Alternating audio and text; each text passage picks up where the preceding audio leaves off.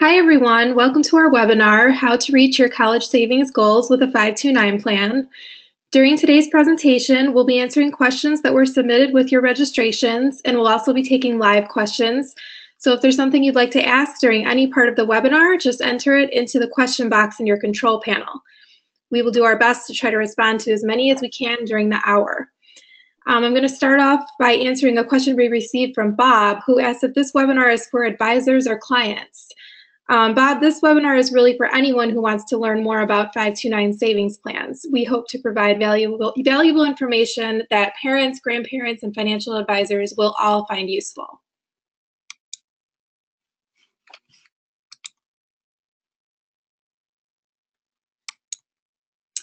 I'm Katie Flynn, and I'm the Director of Content at savingforcollege.com.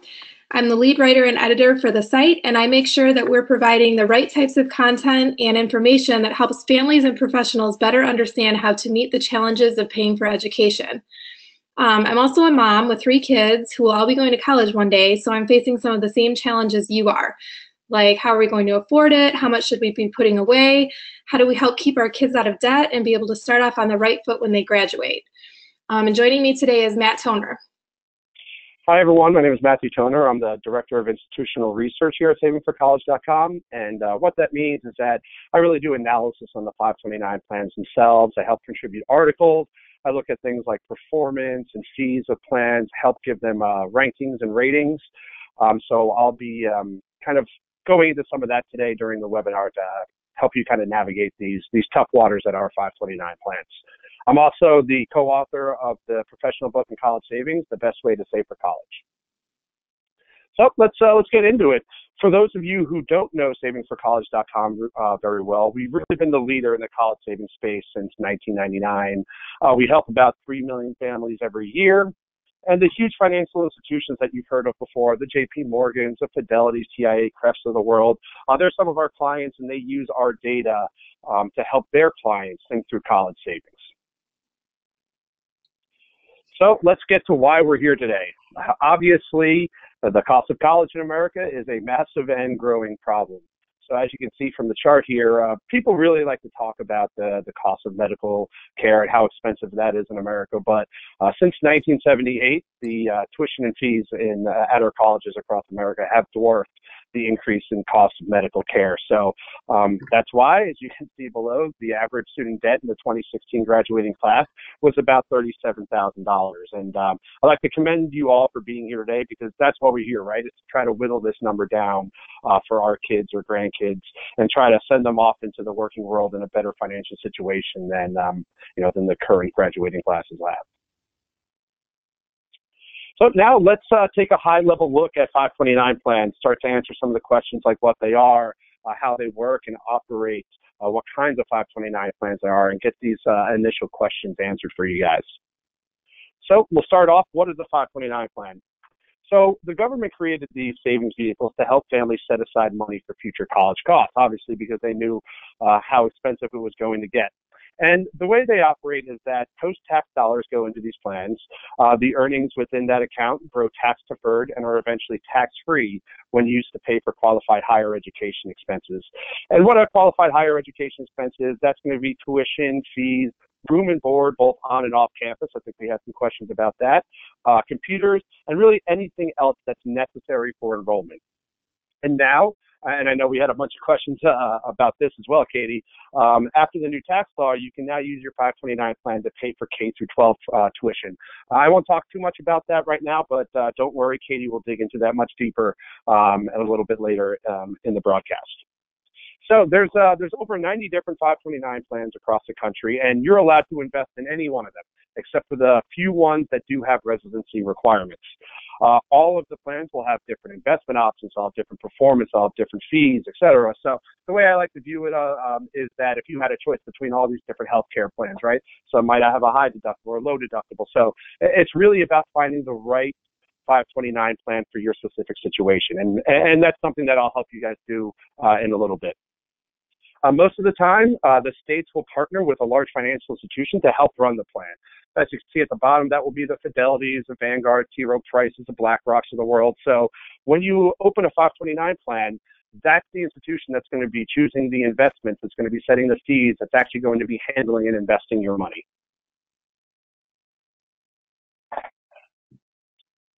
Digging into some of the benefits of 529 plans, and believe me, there's a lot of them, and that's why you guys are on here today.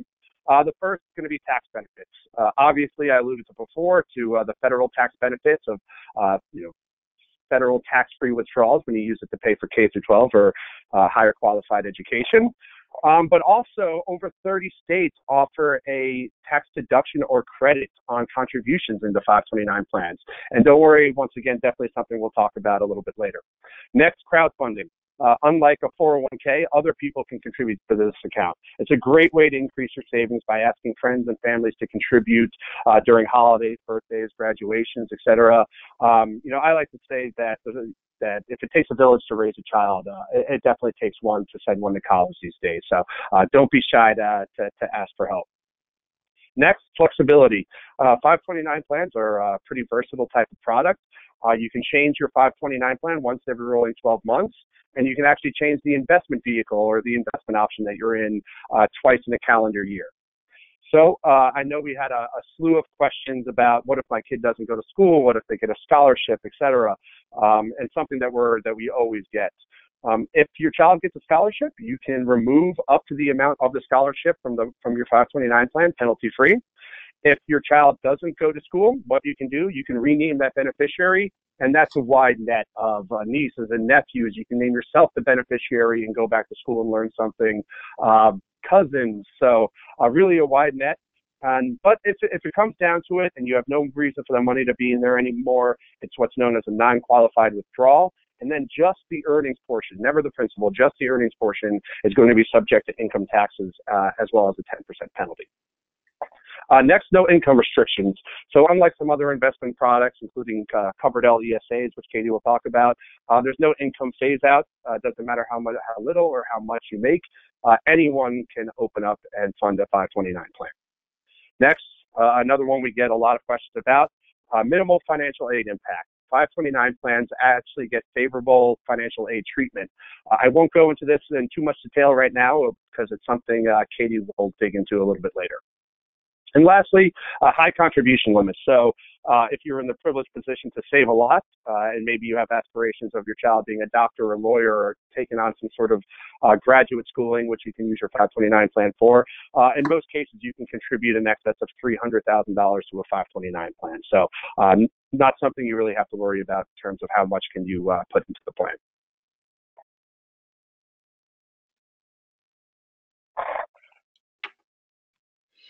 Okay, thanks, Matt. And now we're going to talk a little bit about the other ways to save for college. Andres asked us, is a 529 plan the only way to save for college?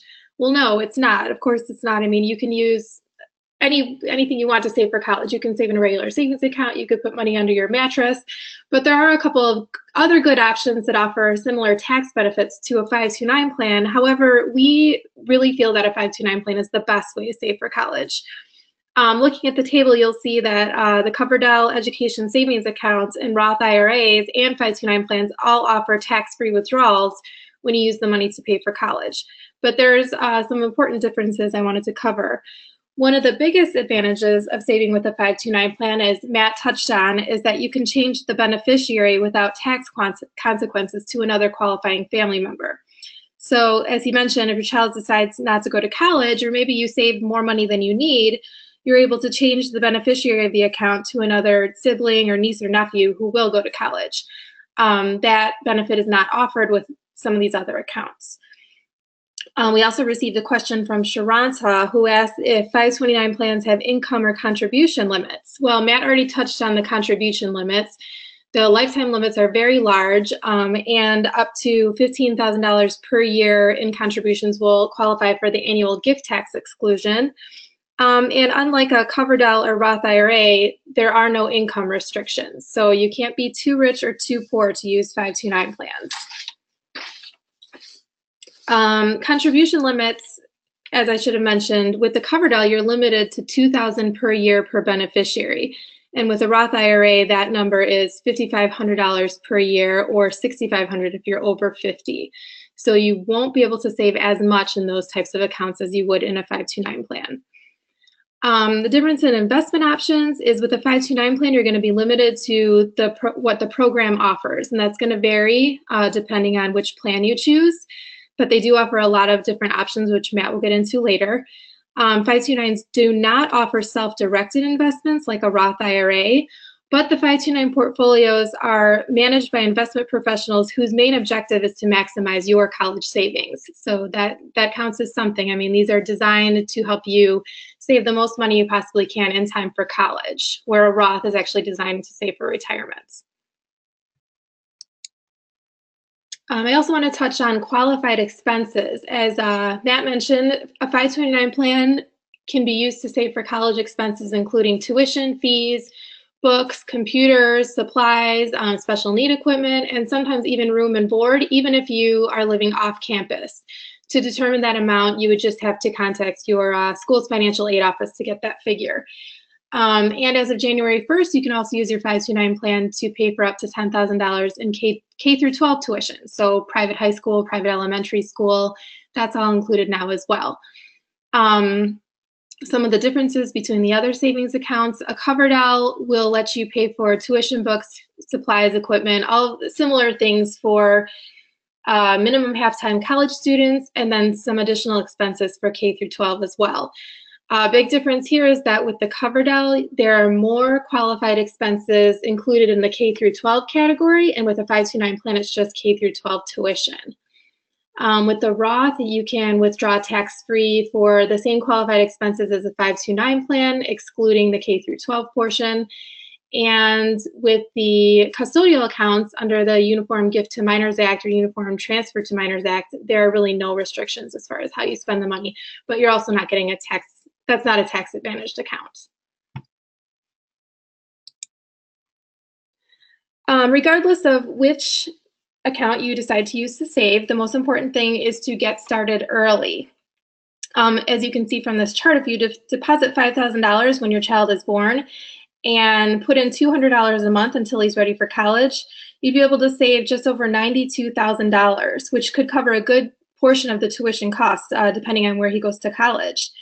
Many parents ask us, is it too late to start saving? You know, my child's almost in high school, I haven't saved anything. Well, it's never really too late, but there are significant advantages to starting early. As you can see from this chart, there's a big difference between someone who has only 6 years to save versus someone who starts when their child is a newborn.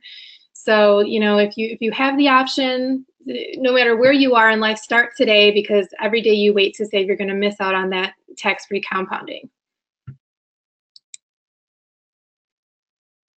And the new tax law, we received a bunch of questions on this, and the new tax law did affect 529 plans in a couple ways.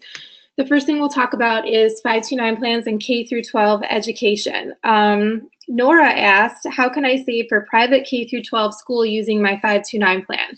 That's a great question, Nora. You can now withdraw up to $10,000 tax-free to pay for tuition expenses. Remember, it's only tuition at private, public, or religious elementary and high schools. And this is limited to $10,000 per year per beneficiary. So depending on where you live and how much private schools cost, you could probably cover, I'm assuming, a big portion of that tuition. Andy raises another good question. Is it a mistake to use my 529 for K through 12 tuition now that the rules have changed in lieu of holding the funds for college? Well, one of the biggest advantages of the 529, as we saw on the last slide, is the tax-free compounding, where the account really has 18 years to grow. So if you're going to take the money out sooner, you're going to miss out on some of that growth. And I mean, I guess this all depends on your individual situation. If you have the means to cover both private elementary, high school, and college, shouldn't be a big issue, but you do want to make sure that you're not spending all of your college savings on K through 12 if you do have limited means. Another one of the pros is that obviously you will save on federal taxes, and you may also qualify for an additional state tax break depending on where you live.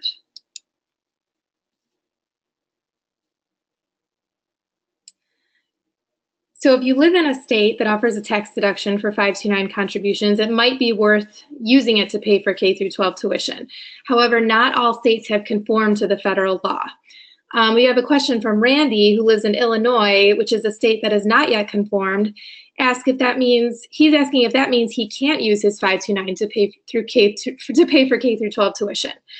Well, Randy, the answer is that you can still use your 529 to pay for K through 12 tuition, but you will not receive any sort of state tax breaks. So Illinois is going to consider that a non-qualified withdrawal, and that means you may be subject to state tax on the earnings portion of your withdrawal, and you'd have to repay any state tax deductions that you claimed. The principal portion of the non-qualified withdrawal is going to be included in your state taxable income, and that's called recapture. There's a couple other states that may impose a penalty as well on the earnings portion of a non-qualified withdrawal. So yes, you definitely can use it to pay for K through 12, and you will not be taxed. You won't incur federal tax on your withdrawal, but if your state has not conformed to the federal law, you may be subject to state taxes. So I hope that answers your question, Randy. And you can also visit savingforcollege.com to see an updated list of the states which have conformed to see if your state has or has not. The second big change from the tax law are the changes to ABLE accounts. ABLE accounts were designed to help individuals living with a disability save in a tax-advantaged account without affecting their eligibility to receive government benefits. To qualify for ABLE accounts, the individuals must have been diagnosed with a significant disability before they turned 26, with a condition to last at least 12 consecutive months. They must also be receiving benefits under the Supplemental Security Income or Social Security Disability Insurance, or be able to obtain a disability certification from a doctor. The big changes to ABLE accounts is that now tax-free rollovers from traditional 529 accounts are able to transfer to 529 ABLE accounts. And this is up to $15,000 in 2018, and that number is the gift tax exclusion amount, so that will change when the gift tax exclusion amount number changes.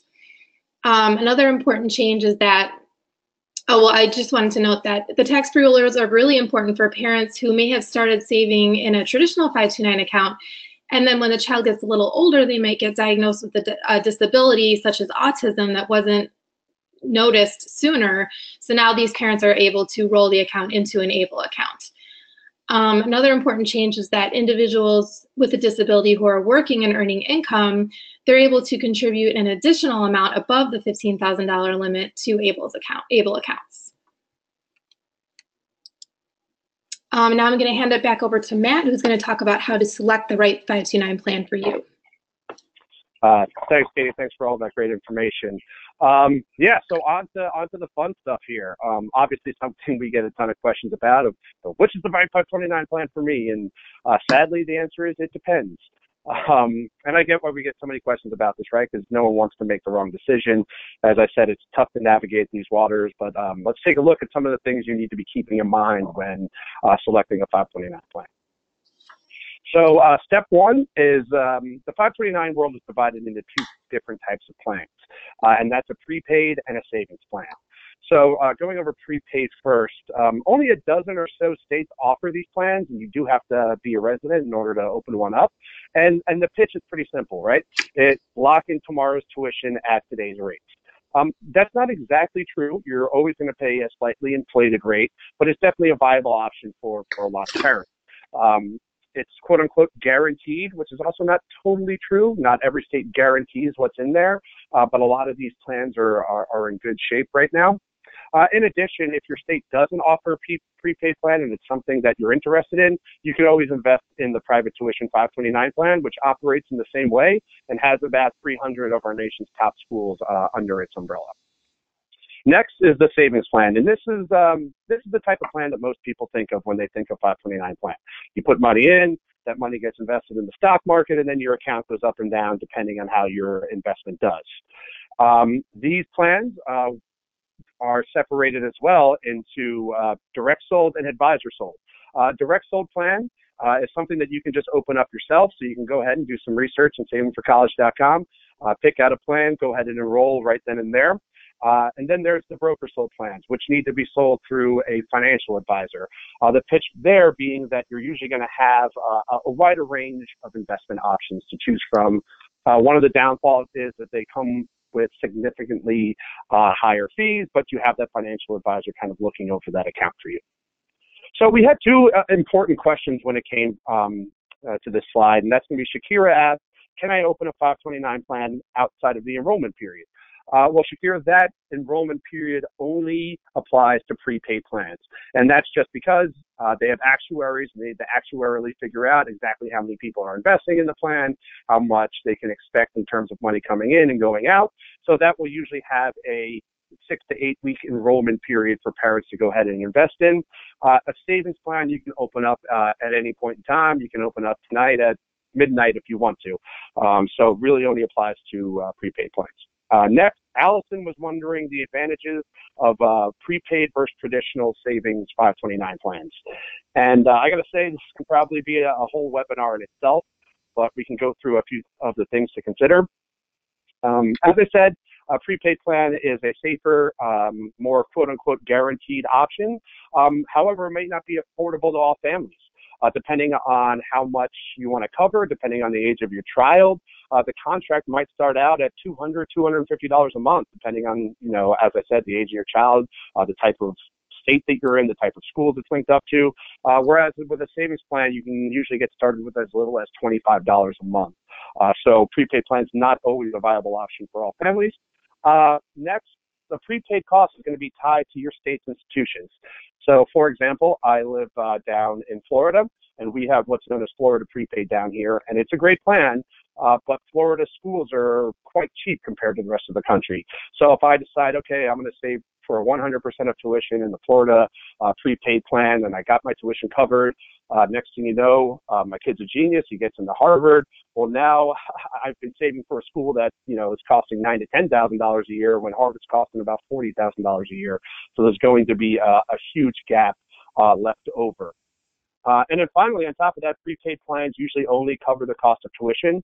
So you may want to supplant any prepaid plan you get for all of the other costs that Katie alluded to earlier, the room and board, the books, computers, et cetera. So also something to keep in mind as you're deciding between these two plans.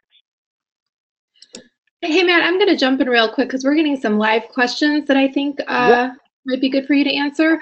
So first of all, Sean asked if you can go into further detail as we're on the topic of selecting plans. He's interested in what you meant by switching a 529 plan once per year. Does that mean you can switch plans between states? Yeah, that's exactly right, Sean. So, and it may be a situation where you get a new job in a new state, and now the state that you're in offers some sort of tax incentive where it didn't before. If you haven't changed your 529 plan in the last 12 months, you can do what's just known as a 529 rollover. So you tell the plan you have at state X, okay, I live in state Y now, please take the $5,000 I have in my account and roll it over to the new state, and that way you can start making contributions there. So you're allowed to switch between states, and even in some states they have multiple 529 plans. If you want to switch between one or the other within your own state, you can do that as well.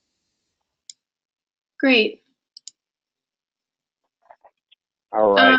Awesome. And what Anthony wants to know, real quick, Anthony wants to know, do you need a separate account for K through 12 education, or is it the same 529 plan? This is a question that's coming up a lot, and there isn't really a great rule of thumb yet. I will say the most important thing is, if you're not going to have a separate account, I would definitely have a separate investment option that you're putting in money for K through 12, right? One of the things you always need to think about is, how long is it going to be before I need to use this money? So it may be the case where it's going to be 14 years until you need to use some money for college.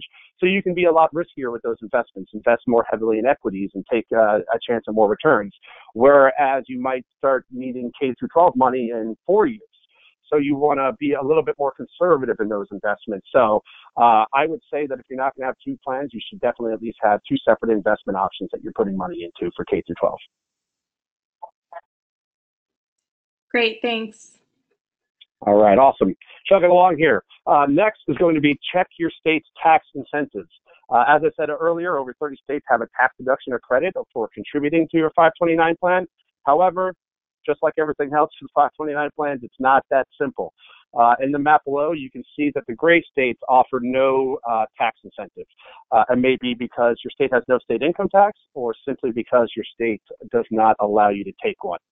The green states that you see everywhere, they do offer some sort of tax deduction or credit, but only if you open up your state's plan and contribute to it. So if I live in Illinois, if I live in New York, I have to open up the Illinois plan. I have to open up the New York plan if I live in New York in order to get that tax deduction. But one more thing I'll say to be aware of is that sometimes these tax deductions are essentially wiped away by your plan's high fees. So it may be that you get a $1,000 a year deduction, which may equate to $25 on your tax return, but your state has 4 times higher fees as another state's plan. So another thing you may want to keep in mind when selecting a plan. Now on to the Great Purple States. This should answer Livia's question, who asked, do I get a tax benefit if I open up a plan other than the one I live in? Well, first, no matter what, you're always going to get those federal tax benefits I talked about, right? No matter which plan you open. But if you live in one of these purple states, which are known as tax parity states, you get a state tax deduction or credit no matter what plan you open. So if you live in Arizona, you can go ahead and open up the New York plan, you can open up the California plan, the Virginia plan, and you can still get a deduction for contributing to a 529 plan. So something to keep in mind, but as I said, once again, not that simple. Okay, so Matt, Claire is asking, how do you pick a plan if you're active duty military and you don't currently live in the state you're from? So you're not going to be able to get any kind of tax deduction or credit. So you should just be shopping the best plan nationwide for you. So that's we're going to be going into in a little bit, research and compare on the next slide, and I'll go over some of the things you should be looking out for when doing that. Great. That's important to note, is that you really, in most cases, well, in all cases, you do not have to pick your home state savings plan. That's exactly right, Katie. So you should always be shopping for the best plan for you nationwide. It's a little difficult to do, but just like anything else, it's difficult to do. It's worth the wait. So researching and comparing 529 plans. If you live in a state and you have a great plan and you have a great tax deduction and you're okay with it, then move on to the next slide that we'll talk about. But if you're still unsure, let's look at some of the things that you need to keep in mind. First, the plan manager. As I said earlier, the state sometimes will partner with a plan manager, a financial institution. So how well known are they? How long have they been around? When is the contract for that plan going to be up?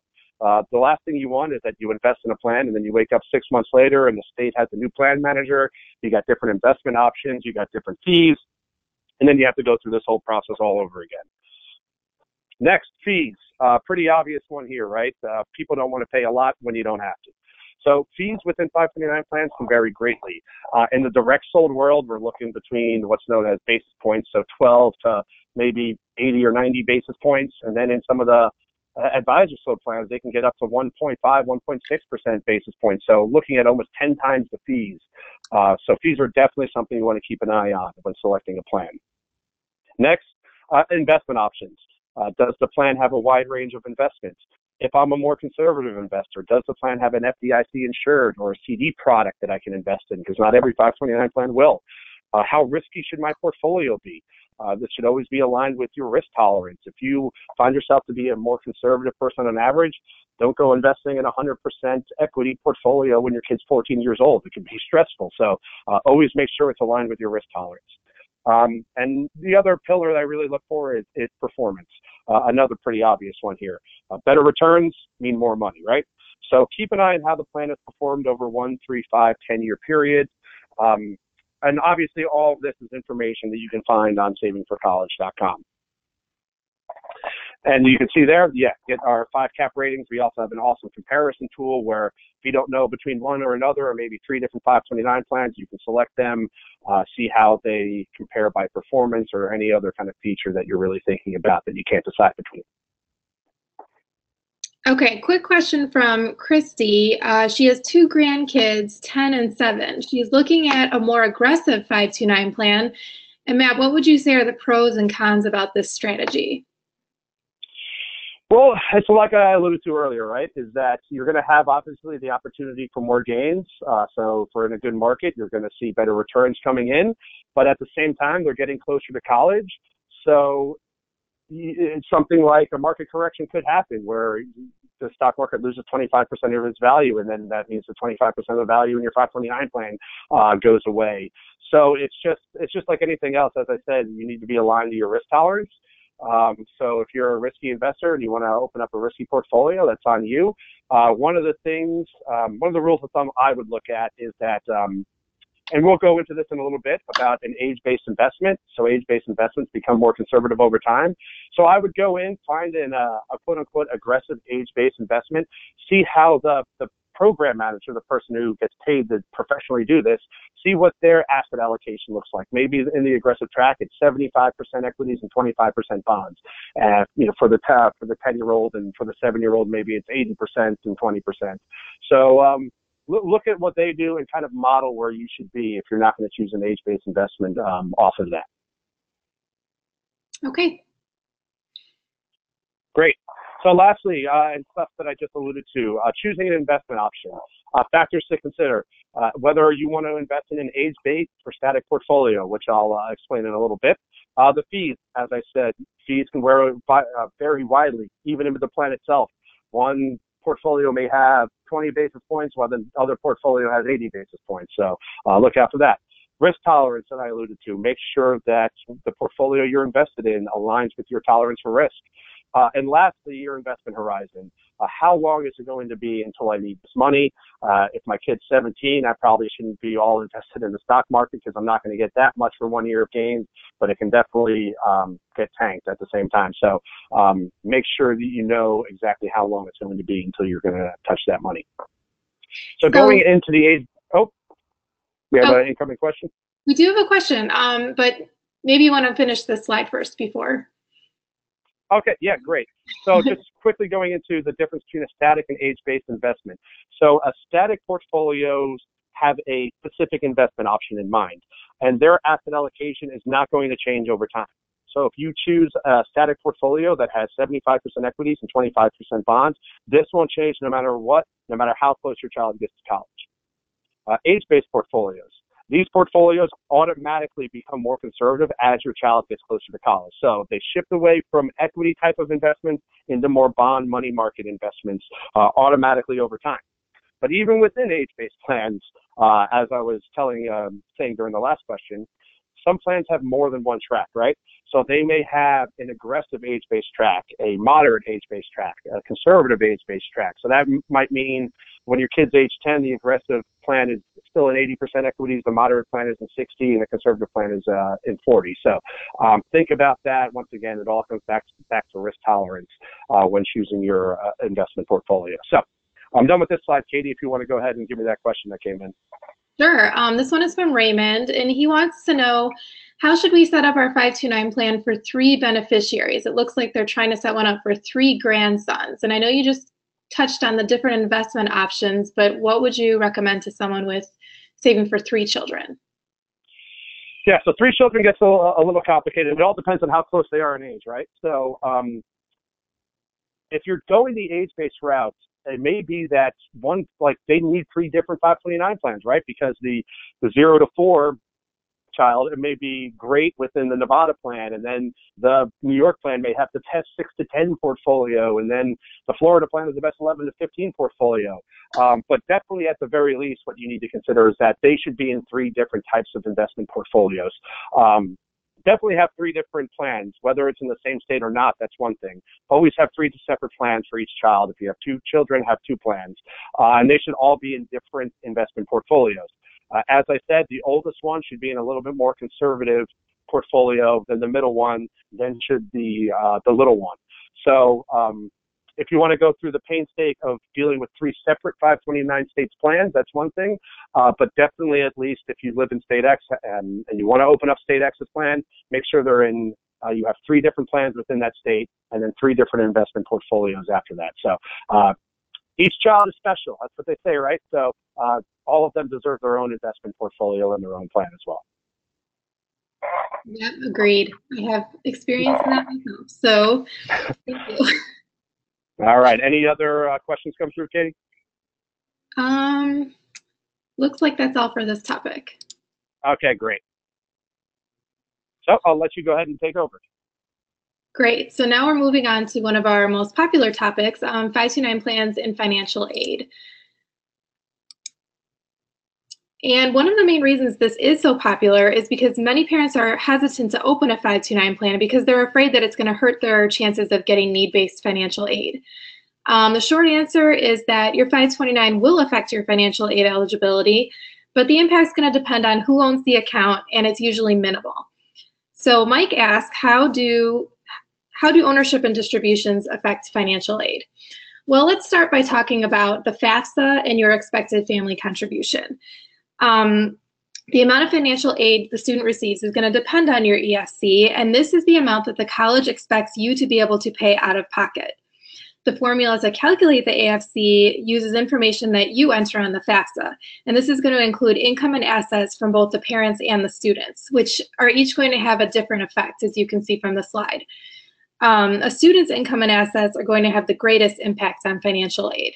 So that means a student is working or has their own mutual fund account or savings account, that's going to hurt their financial aid eligibility more than the parents typically.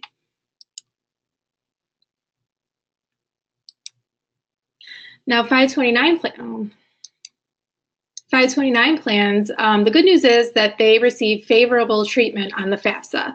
And that's because a 529 plan that's owned by a parent or a dependent student is going to be treated as a parental asset. And as you can see, parental assets, they're up to about $20,000, depending on the parent's age, will fall under the asset protection allowance and will not be reported. And then any amount over that will only be counted at up to 5.64%. So it's a minimal impact. And then what's even better is that your 529 withdrawals are excluded from your federal income tax return and not reported on the FAFSA. So this is why when we say financial aid 529 plans receive favorable treatment, this is what we mean. So compared to other student assets like an UGMA or UPMA account, those assets are going to count as 20%. So that means 20% of the value of the account can be included in your EFC. And that means they're expecting you to pay more for college out of pocket and you'll receive less financial aid. Another big topic that we constantly get questions about is 529 plans and grandparents. You know, who should own the account? Should the grandparent own the account? Should the parent own the account? What are the benefits of each? We have a great question from David who asks, should the grandparents maintain their own 529 plan and gift it to their child as needed, or create the plan in the child's name? Well, either way, it's kind of in the child's name because the child will be the beneficiary, but the account owner could be the grandparent or the parent. There are some benefits to having the 529 in the grandparent's name. Number one, the grandparent will retain control of the account and can take the money back if needed. So this is different than if the grandparent were to, say, open a custodial account for the child, because with a custodial account, when the child reaches legal age, they're going to become the account owner and be able to do whatever they want with the funds. With a 529, the owner retains control of the account throughout the life of the account. So if a grandparent were to encounter some type of medical emergency or something else, they can always take the money back and, if they need to, take a non-qualified withdrawal. A second benefit is that sometimes grandparents can claim a state tax deduction when they have when they're the account owner. So if a grandparent lives in a state like Illinois where they do offer a deduction for your contributions, they might be able to contribute to the account and then get a break on their state taxes.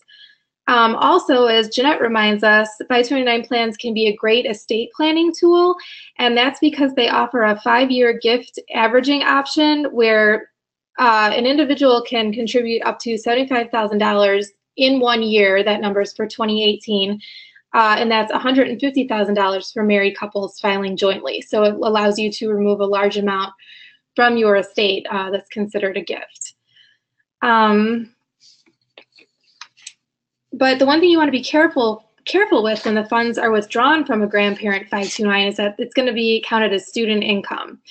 on the FAFSA, and this can be assessed at up to 50%. So that means if a grandfather wanted to give $10,000 to help pay for college, it could reduce the financial aid award by as much as $5,000. We recommend a couple of ways to avoid this. First, you can wait to start helping to pay for college until January 1st of the grandchild's sophomore year of college to help pay the tuition. Remember, this only works if they're graduating 4 years because the FAFSA looks at income from 2 years prior. But by the second semester of sophomore year, you should be in the clear and should be able to help contribute to help paying tuition without affecting the financial aid. You can also roll over the money from the grandparent 529 to a parent 529, 1 year's worth of tuition at a time. If you wait until after the FAFSA is filed to transfer the funds from the grandparent 529 to the parent 529, it won't be reported as an asset on the FAFSA, just as long as you spend that money to pay the tuition before the next year's FAFSA comes around. Also, if you're doing this, be sure to open the parent 529 in the same state as the grandparent 529, as some plans might have recapture rules when you roll the fund into a different state's plan. And that means if you did claim any deductions or credits, you might have that amount might be added back into your state taxable income. So those are just some tips to, to help grandparents contribute, because it's a great way for them to help their grandkids pay for college, but you just want to be careful if they are applying for need-based aid. Just checking our questions right now.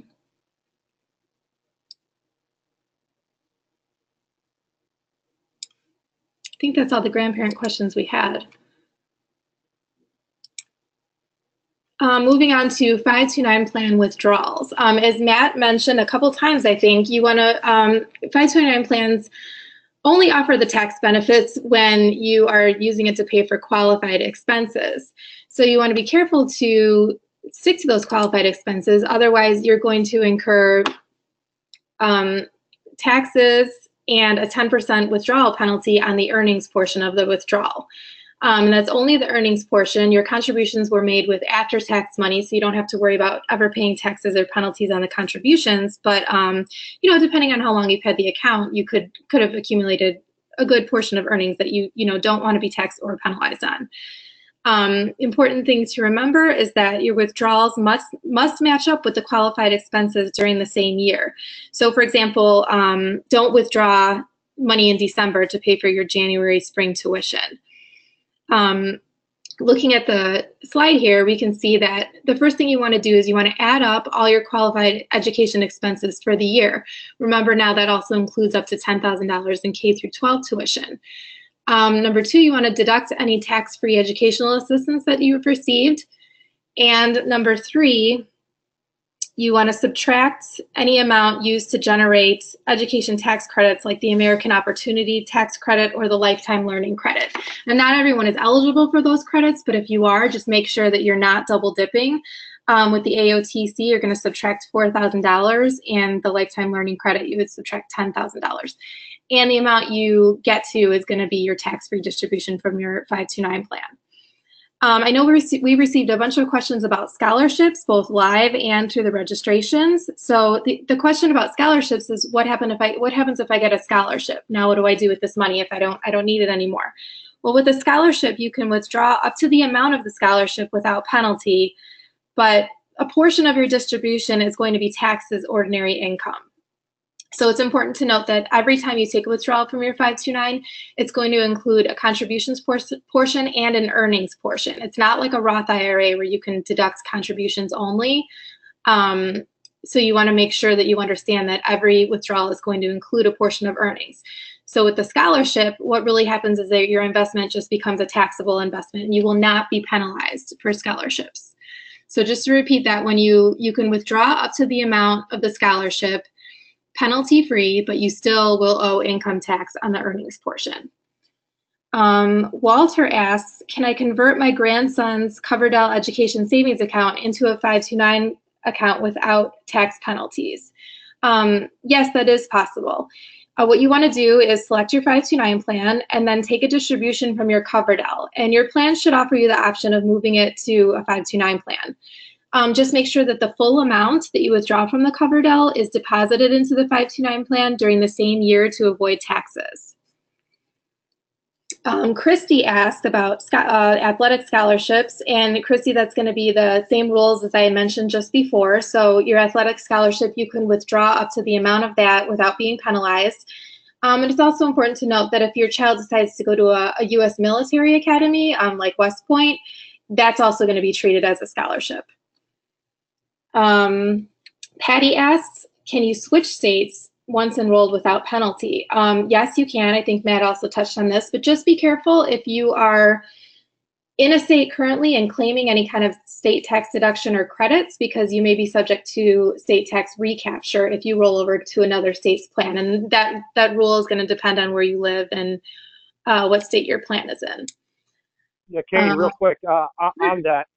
If you do live in a state that you're taking deductions or credits from and you don't think it's a very good plan anymore and you want to invest in another one, just go ahead and leave that plan be and just open up another plan. You can have two plans for one child. So just go ahead and open up one in another state and start diverting your contributions there. Oh, that's a good tip.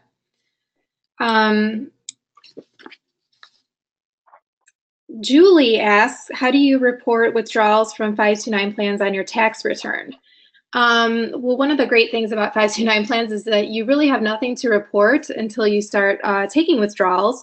And then at that time, your plan's going to issue you a 1099-Q form where you will report the withdrawals on there. And it should explain to you, you'll be able to figure out how much of it was contributions and earnings and if you're going to have any taxable withdrawals.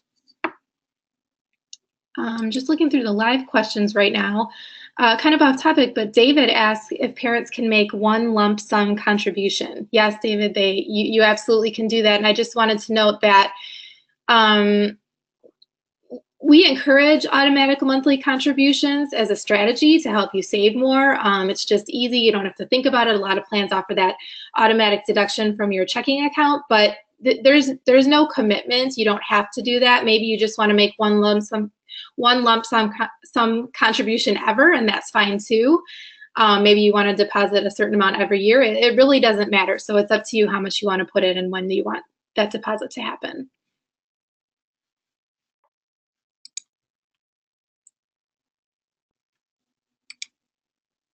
Moving on to how to withdraw. So your plan should let you decide who you want to pay. Most people choose between the account owner, the beneficiary, the school, or it could even be another third party, such as a landlord if your child is living in an off-campus apartment. We typically recommend making the distribution payable to the beneficiary. If there are any non-qualified withdrawals, they would be taxed then at the beneficiary's lower tax rate. So, you know, if you accidentally take out money for something that's not considered qualified, instead of having the earnings portion taxed at the parent's rate, this way it will be taxed at the beneficiary's presumable lower tax rate. And we also recommend it because keeping it away from the school can help avoid any complications with the bursar's office. And the payments can typically be made by check, ACH deposit, or some plans are now offering electronic payments that could be made directly to the school. So it's all very easy.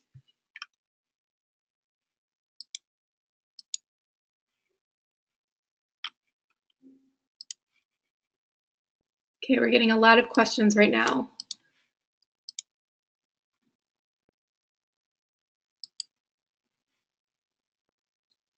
Do you want to hold off on those until the very end? Yeah, that sounds great. Okay, awesome. So wrapping up here, so at Saving for College, we do a decent amount of webinars, and we always get some pretty consistent pieces of feedback. And I wish my specific question got answered. I wish this was more tailored to my situation. I wish they got into more detail about a specific subject I'm wondering about. So this year, we're doing something a little different, an offering that we're calling Smart Consult. And what this is, it's a one-on-one consultation with yours truly to help you get a personalized college savings plan in place. To be clear, this is more geared towards families looking to save for college, not so much those who are about to go and need help with financial aid or figuring out kind of which schools to apply to. But this consultation, as I said, will help you get a detailed college savings plan in place.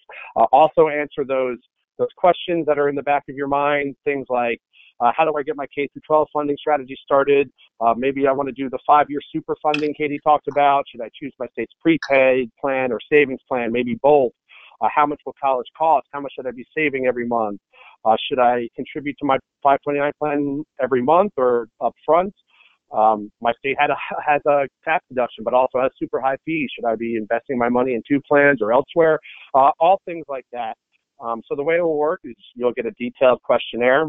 I'll review it. I'll come up with specific recommendations, a specific college savings strategy for your family. We'll have an hour-long phone call where we can speak about the strategy I've come up with, any questions that you may have. We can run through any different type of scenarios, et cetera, et cetera. And then you'll have the opportunity to follow up with me. Also included in this is a free 1-month premium subscription to savingforcollege.com, which gives you access to the same tools and calculators that the financial professionals use. So that guy down the street at Edward Jones, he's probably using our tools and calculators, so you can see what he is using. We'll be sending out an email to everyone after this to give you an opportunity to schedule one of these consultations. We'll also be sending out an email asking for any feedback. Be harsh, but be fair from today's webinar. So also in that email, you'll see a link at the bottom to download our free ebook, The Family Guide to College Savings. So that being said, Katie, I think we'll wrap it up here with any final questions we may have. Sure, that sounds great. Yeah, we're really excited to offer Smart Consult. And just to let everyone know, you can get more information at savingforcollege.com/smart-consult. Yeah, and as Matt said, let's wrap up by answering a few more of these questions. They keep coming in, and they're all really great questions. A few people have asked to clarify some of the abbreviations we've used, so I apologize. We use these every day, so it didn't realize that not everyone knows what everything means. So first, someone asked, what does EFC and FAFSA stand for? EFC is the expected family contribution. That is the amount that a college will expect you to pay for out of pocket for college. And the FAFSA is the free application for federal student aid. That is the application that everyone should fill out if they plan on attending college, and that form helps determine your need-based federal financial aid. And schools also look at the FAFSA as well. Katie, let's be clear. When you said everyone, she meant everyone. So even if you think that you're not going to be eligible for any kind of financial aid, please still do apply, because you would be surprised. True, that's a really good point. Someone also wanted to clarify what AOTC and LLC, those are both education tax credits that you may or may not be eligible for depending on your income and your situation. But the AOTC is the American Opportunity Tax Credit, and the LLC refers to the Lifetime Learning Credit.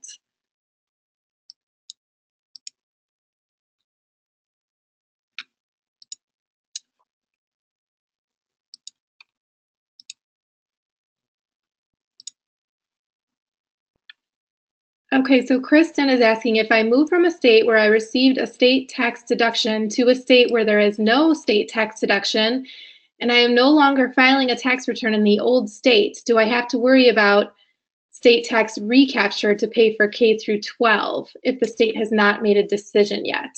I know, Matt, you kind of touched on this a little bit as far as keeping the old plan open. Did you have an answer for Kristen? Yeah. That's exactly right, Katie. Yes, you're still going to have to worry about it.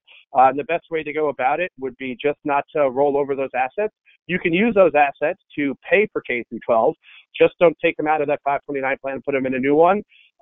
Maybe you still need to save for college, so maybe you want to use that one you've already had open to pay for K through 12, and then open up a new one. And since you don't live in a state that has any tax incentives, shop the best plan nationwide, open that one up, and start making contributions for college into that one. But do not roll over those assets into a new 529 plan from your old state. Okay, and we also received a couple questions. I know someone asked about international schools, and Yvonne is asking, what if my child goes abroad to study? So if it is through the school and you are earning some sort of credit for it, and you have to be, let's be clear, you have to be at least enrolled what's known as a half-time student. So I'm not sure exactly, I think it's maybe 6 credits. Whatever the school tells you is quote-unquote enrolled half-time. So if they're enrolled half-time, they're getting credit for it, and it's sanctioned through the school, you can use your 529 plan just like they were through here. Okay. Someone is asking, if I live in California, this is a little tricky, I have to read this slowly. If I live in California, but if I buy a New York 529 plan, but my kids go to California college, do I get state tax benefit? Do I get tax benefit for state and federal? I can go ahead and answer this one. If you live in California, unfortunately, your state is not offering any type of tax benefit for 529 contributions, but you will, in fact, get the federal tax benefits. The state tax benefit is going to depend on the state that you live in. It doesn't really matter which plan you use. So I hope that answers your question. Yeah, California, they get the weather, but they're not getting a tax incentive as well on their 529 plan contributions.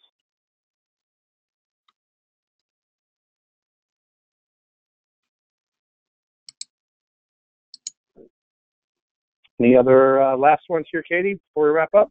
Let's see, just trying to sort through them.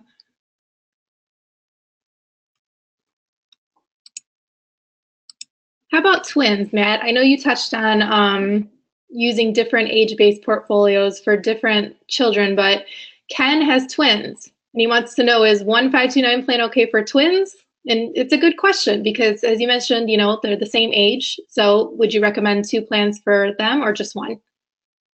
Well, see, what I would do in that situation is I would take it as a chance to explore. So it first depends. So let's say we're in a state without a tax incentive, right? Open up two different states plans. Put one kid in one name, one in the other name. Maybe you even want to do two different investment portfolios, right? To see. So I would use it as a testing ground to see. Okay, well, let's put these two investment options or these two plans against each other. And if one works out better than the other, go ahead and, switch over the assets into there. But at the end of the day, once you're using that money to pay for school, it's going to have to be in one of their names. So if you're planning to use a 529 plan to pay for both those kids, you got to make sure that you open up a new 529 plan and transfer some of the assets to the new beneficiary. So that way you're using, this 529 plan for Jim and this 529 plan for Harry.